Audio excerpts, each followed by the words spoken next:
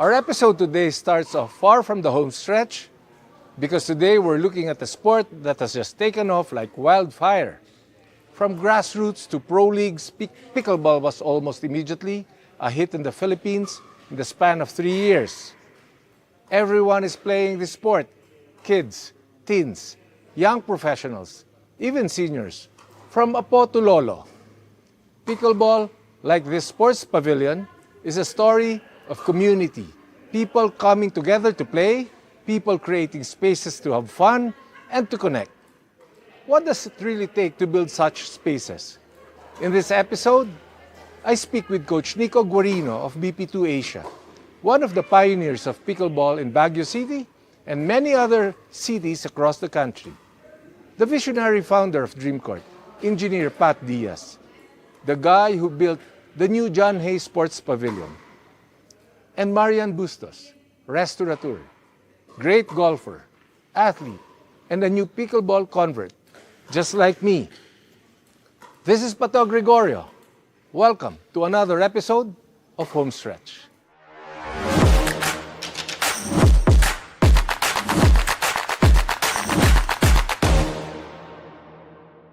We're here in the John Hay Sports Pavilion, and the special feature is the pickleball. And our special guest, Marianne Bustos. Marianne, how are you? Hi, I'm good. How are you? Oh, fine, thank you. She's from Baguio. She was born in Baguio. She's a great athlete. And you're a great pickleball player? Well, I wouldn't say great because I've only played technically twice.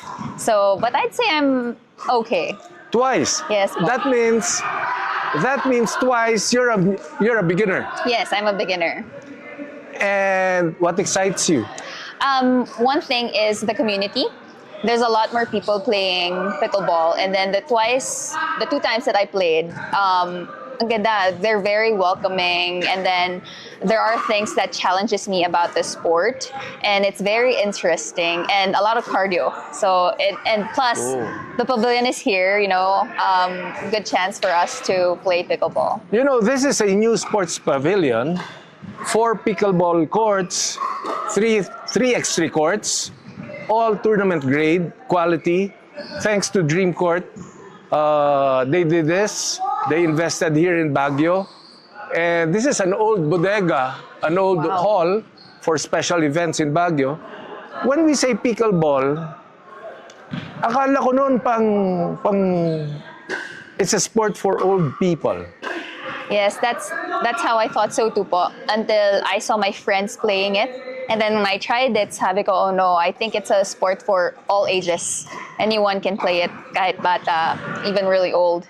And you know, Marian, yung parang the meteoric rise of the sport, phenomenal eh. And sabi ko nga, there is something in pickleball that excites people. Mm-hmm. Whether you're an athlete or you just want to exercise, cardio. Do you agree? Yes, definitely po. I think something is very addictive or exciting here kasi I wouldn't be hooked the way the first time I tried it if it wasn't. And then I think kasi it's a different sport na you get to meet different kinds of people, and then like you said, it's not as difficult. Even my friends who are not athletic, once they tried it, suddenly they have a sport. So I think it's not just for all ages, but for even people who don't even have any athletic background. Yeah. Madali siyang ma-pick up, it's fun, and then you get your workout in. It's something na para bang you want to try it, hindi ka natatakot, hindi ka na-overwhelmed, di ba? Yes. But Marian, ikaw, you are really from Baguio. Yes, I was born and raised in Baguio po. And you grew up here and I grew up here. Studied here? And then I moved to the States, studied there, and then came back here po. And in your profile, it says you're an avid sports person. You're an athlete. Yes. So before pickleball, what's your sport? My sport originally was golf. So it's what I'm very passionate about. But now I feel like most of my time will be with pickleball. And then you played what? Did you play? Oh, I also played badminton. Badminton? That's my first racket sport. It was badminton. And then I played golf. And then now we're here at pickleball. So badminton, golf, and now pickleball. And is it for tournament? Do you do you take up the sport to win in tournaments or really for exercise? For pickleball specifically, it's more of being with my friends, enjoying their company, and at the same, the exercise aspect, what I would say, it's kind of like a, not my priority with it. Kasi parang, it's just a plus that I get a workout. Yes. Kasi I enjoy it. It's like parang, you're just playing a game on your phone. That's how I feel like with pickleball. So you enjoy it, you're having fun, and at the same time you get the workout in. And I don't, for now, well, I'm a very competitive person, so maybe, yeah, a tournament would be nice, getting ready for a tournament, but for now, just being able to play with friends is a good thing. As an athlete, Marian, ano yung nararamdaman mo? Is it the adrenaline? I would say one part po is the adrenaline, and then another is, it's just the, like you said, it could be for a family. Parang fun lang talaga siya. Hindi siya yung parang, if I think about tennis kasi, like, oh, I need to run. Here, it's just parang very casual. You just hit the ball, there, and then you have a teammate, especially when you play doubles, to help you out with it. So it's not parang heavy to play. It's not very tiring. So I think that's it, like you said po, it's really hard to explain. Kasi when I was just looking at it, parang sabi ko, hindi ko naman magugustuhan to. No. But once I've tried it, sabi ko, bakit ko siya nagustuhan? So until now po din, parang inisip ko, ano yung addictive part about this? I don't know, bigla na lang 4 hours na ako nandito. Time just passed. Okay, for women na takot to pick up a sport, for young girls na takot mag-pick up ng sport, what is your advice? So, my advice is po, just to try it. And there are groups nowadays na nagsastart po. Like me, I have groups of friends actually. We're starting a women's pickleball group. So that those who are scared to try, yung mga beginners po, very welcome. So we want to launch that soon actually, na para, Very nice. para yung mga tao pong natatakot, especially women and kids, they could try it. They know that they're welcome. Kasi, and then, know po na maraming taong nag-guide. And what I actually really liked about pickleball was when I first came in, I did not know anything. Everybody po talaga parang tutulungan ka nila, they'll teach you how to do this, do that. So yung community itself, it's very welcoming. Kaya parang just go for it, just go po dito. Tas I think step out of your comfort zone, try it. Someone will be there to guide you. And what's really nice is they have coaches then. And then I know they have, what do you call this? Parang meron silang summer camps. Yes. So I hope you visit Baguio. There's so many things to do po here. It's not just the weather, not just the food, but then we have this different kinds of activities. You don't just have to sit at home on your phone watching Netflix or anything. You could be active with your friends. There's pickleball, golf. There's a bunch of trails you could hike. So yeah, tara po dito. There's a bunch of activities and good food. Great. Marian, thank you for your time. So, let's play pickleball. Yes, let's go po. Thank you. po. Thank you, thank you.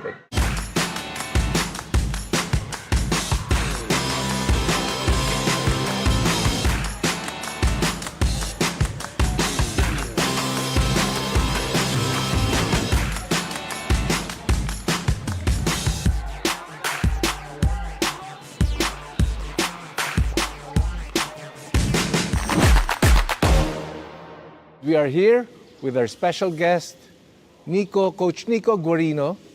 Coach, how are you? Welcome right. to this episode of Homestretch. Tell me, Coach, how did this all start? So we started pickleball here in Baguio City back in 2021 in September. At that time, it was the end of the pandemic, and so we had very limited ability to play many sports. We started literally on a parking lot cement space in the athletic bowl here in Baguio City. We got chalk and would draw our lines every single time we wanted to play. We had a net that was very DIY. And can you imagine, we started with kahoy paddles. Kahoy paddles, meaning kahoy as in what, pine wood or? Like a wash paddle. Like the one you use when you wash your clothes? Yep. So it was very much a grassroots backyard style approach, and so we would use these kahoy paddles and we would dink the ball back and forth, and within just a matter of months, everybody was gathering to the court to try this new and exciting sport called pickleball. It's exciting and it's funny, meaning for an American guy to use kahoy paddle. And the ball? What about the ball? Don't tell me it's a tennis ball. No, sir. So the ball is a plastic ball. It's similar to a wiffle ball if you've played the plastic version of baseball. So we would use that plastic ball and we'd hit it back and forth, and just a lot of fun, a lot of laughter on the court. Yeah. And now, since 3 years ago, you don't use the kahoy paddle anymore. Yes, sir. So what is the real pickleball paddle? Yeah, so the normal pickleball paddle is going to be carbon fiber or fiberglass makeup. It's going to cost around 10,000 pesos, and you're going to have a lot of spin, control, effectus on the ball. And you're playing a game where it's high intensity, high skill level. How do you play the game, Coach Nico? Can you explain? But I prefer it in Tagalog. In Tagalog. Sige po. Okay, yung... wait lang, I'll think about this for a second. Yung unang rule sa pickleball is underhand serve. So hindi po pwedeng sidearm, hindi pwedeng sa taas like pickleball. So, I like tennis. Paakyat. Kailangan, paakyat, underhand serve. The second rule is kailangan mag-bounce twice. This gives time para lumapit both teams. And then the third rule is hindi pwedeng magpalo yung bola dito sa non-volley zone. Sa loob. Opo, sa loob ng non-volley zone. So you cannot, even the player cannot cross? Or you can cross but you cannot hit? Correct. Pwede po kayo pumasok at any time, but bawal po mag-volley in the air if nalagpas yung paa. Yan. I think I know why that's a rule. Because when I started playing, pag tinamaan ako ng bola, masakit eh. So when you're really near the net and I hit you, Yes. aray. Yes. Hindi ba? Opo. But what about the scoring? Sa scoring po, it's side-out scoring. So old school volleyball is applicable here in... old school volleyball is applicable here in pickleball. So side-out scoring, which is old school volleyball, is you don't score when you don't serve. Correct. Right? Yes. So it's until what, 21, You 15? play to 11 points. 11. Yes, and then you usually, in a tournament setting, you would play 2 out of 3 sets per game. Okay. Are there tournaments in the Philippines now or worldwide? Can you describe the sport, how they play the tournaments, or is it really very popular now? Yes, so pickleball is a global phenomenon. Right now, there are 76 countries around the world that are playing the sport. In America, it's where it was founded and started, 1965. 1965? Yes, in Washington State. So why is it that it's only now that it has this meteoric rise or phenomenal? Right. So about 10 years ago in the States is when it started to become uso. Here in the Philippines, because of the pandemic, a lot of people were looking for something to do, something that they could have exercise, still have some level of communal aspect, but also be socially distanced and safe. And so here in the city of Baguio, they gave permission in September of 2021, and in most places around the Philippines by the end of 2021, to play pickleball. And so because of that, I think we just saw a rise. It's a very friendly sport. It's a very easy to learn, hard to master, and immediate fun. I like that. It's fun, hard to master, but easy to learn. Yes, sir.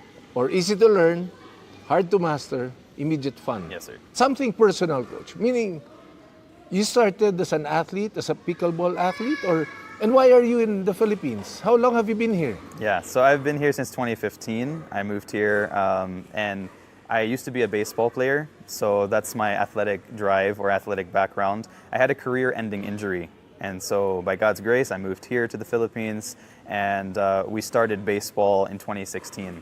Again, it was through the pandemic where we were not allowed to play baseball that we found pickleball.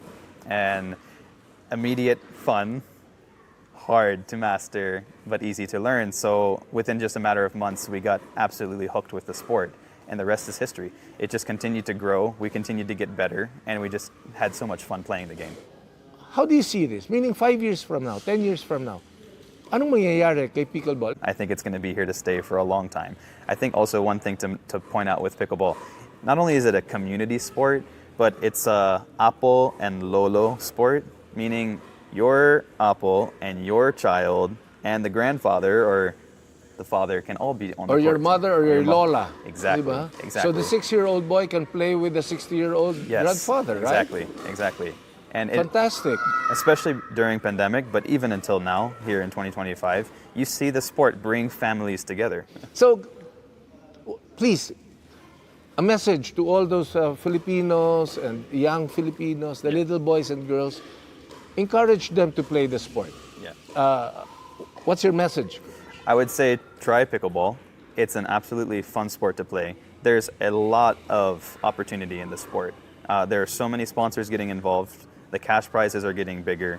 And there's so many training facilities now, state-of-the-art, world-class, like here in John Hay Sports Pavilion, that will be ready to help and equip the next generation of athletes coming up. I think pickleball is here to stay, and I think it has a huge opportunity for the next generation. Thank you, Coach. Appreciate it. Thank you.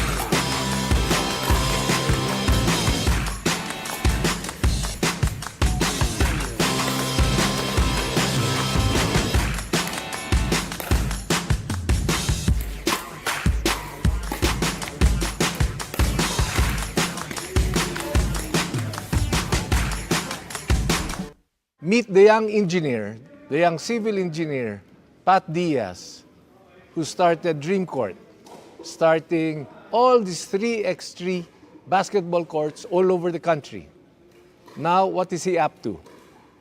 Pickleball. So we're here focusing on the beautiful courts he built here in Baguio, in Camp John Hay. Engineer Pat, welcome to HOMESTRETCH. Thank you, Sir Pató. Why pickleball? You've been building all these beautiful 3x3 courts. How many courts since you started DREAMCOURT? Almost 100 maybe. 100 3x3 courts. Almost 100, yeah. And now you built this pickleball, 4 courts in John Hay Sports Pavilion. Congratulations, ang ganda-ganda. Thank you. Anong naisip mo, Engineer Pat? Why pickleball? Well, we've always started DREAMCOURT and tried to position as a brand and business that can cater to all sports. Multi-sport brand kami. Pero you know, the Philippines is a basketball crazy country. Naturally, yun yung naging direction ng market namin. We've been trying to communicate through our social media that we can serve any type of sport. Pero naturally, basketball yung mga kliyente namin. But right now, pickleball is the fastest growing sport in the world. And I guess US has seen it for the past 5 years or more. But right now, it's crazy here in the Philippines, 2024, 2025. It's crazy. We're feeling it. Mga kaibigan ko, kami, kapatid ko, nahawa-hawa na. Naglalaro na ng pickleball. Yeah. And para bang perfect match eh. Opo. Sabi nga ni Coach Nico, yung one basketball court mo, na full court, pwedeng 4 pickleball courts. That's right. Eh, yan ang gustong-gusto nating mga Pilipino eh, yung basketball naman, Tama, pickleball naman, hindi ba? I've noticed nga yung mga naglalaro rito. Si Mayor Magalong na lang perfect eh, magti-3x3, mamaya nasa pickleball, mamaya nasa 3x3. Pero ito, Pat, let me know, we're here. This is your pickleball. Yes. Is this, what kind of, parang flooring is this? Okay. So, this is, we call it textured acrylic or pintura siya na acrylic na hinahaluan namin ng silica sand for it to have the right grit. And even yung anti-glare features niya, usually makikita mo, ang tamang pickleball court, it's matte, hindi siya glossy. So, Matte finish. Yeah, that's right. You cannot just buy any type of paint from the hardware store and make a USAP standard pickleball court. So there are right substances and right materials for you to achieve this. And of course, it takes a lot of care and know-how and expertise to be able to And I've install noticed, it. hindi siya madulas eh. Hindi So siya when you madulas. play, hindi nagsaslide, parang less of yung possibility of an injury. That's right. Hindi ba? Pero parang upod rin ang sapatos mo rito. Opo, pero kasama na kasi yun eh. That's how it's supposed to be. Part na ng, ng laro yun. Yeah. So itong size na to ng pickleball, yung 4 pickleball courts sa isang basketball court, ano ang size ng isang pickleball court? So ang size ng pickleball court is 20 by 44 feet, exactly like a badminton court. So I think that's one of the keys bakit ang bilis lumaki ng sport. Kasi accessible siya, madaling humanap ng lugar na pagkakasyahan niya. Konti lang ang diferensya niya sa linya ng badminton courts, but parang I always say, it looks kind of like the combination of 3 sports, mostly the skill set of tennis, the size of a badminton court, and the paddle looks closest to table tennis. So, parang sinadya nilang paghaluin yung mga aspeto ng sport na yon para mas madaling matutunan, masayang laruin kahit anong edad. Okay, tell me more about DREAMCOURT.